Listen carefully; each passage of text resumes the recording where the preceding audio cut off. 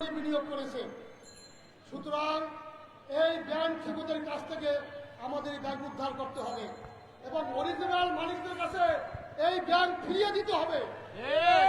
সুতরাং আমাদের আহ্বান থাকবো যে এই যারা এস আলম গ্রুপ যারা ব্যাংক থেকে টাকা লুট করেছে, সেই লুটকৃত টাকা হে স্বরাষ্ট্রমন্ত্রী আপনি বাংলাদেশে ফিরিয়ে আনুন।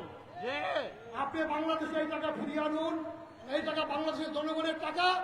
এই টাকা ৮৪,০০০ কোটি টাকা বাংলাদেশের অর্থনীতিতে একটি শক্তিশালী ভূমিকা রাখবে বলে আমাদের বিশ্বাস। সুতরাং আপনি বাংলাদেশের টাকা বিদেশে রাখতে পারেন না।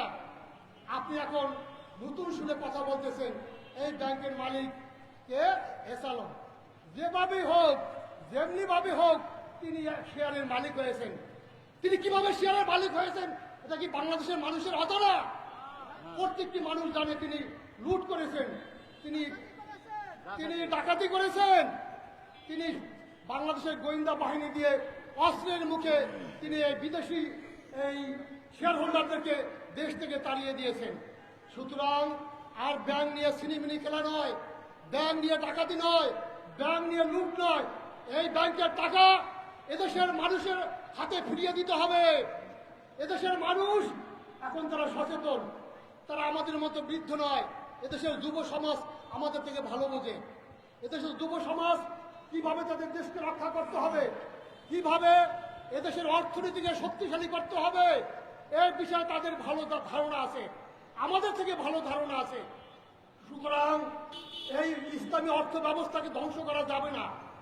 একটি বিদেশি চক্র তাদের ধারণা হলো, তাদের ইচ্ছা হলো এই বাংলাদেশের ইসলামী অর্থনীতিকে সমূলে ধ্বংস করে দেওয়া।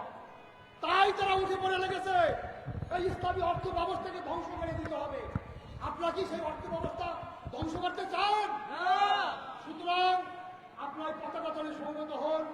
ইসলামী ব্যাংকের যোগ্য খোদাভীরু আল্লাহ বলুন লোক পরিচালনা পরিষদে আসুক এবং এই ইসলামী ব্যাংকে আবার শক্তিশালী, আবার সেই পুরানো শেয়ার হোল্ডার ফিরে আসুক, এই আশাবাদ ব্যক্ত করে আমি আমার বক্তব্য শেষ করছি। আমার তৌফিক ইল্লা বিল্লাহ। আসসালামু আলাইকুম ওয়া রাহমাতুল্লাহ।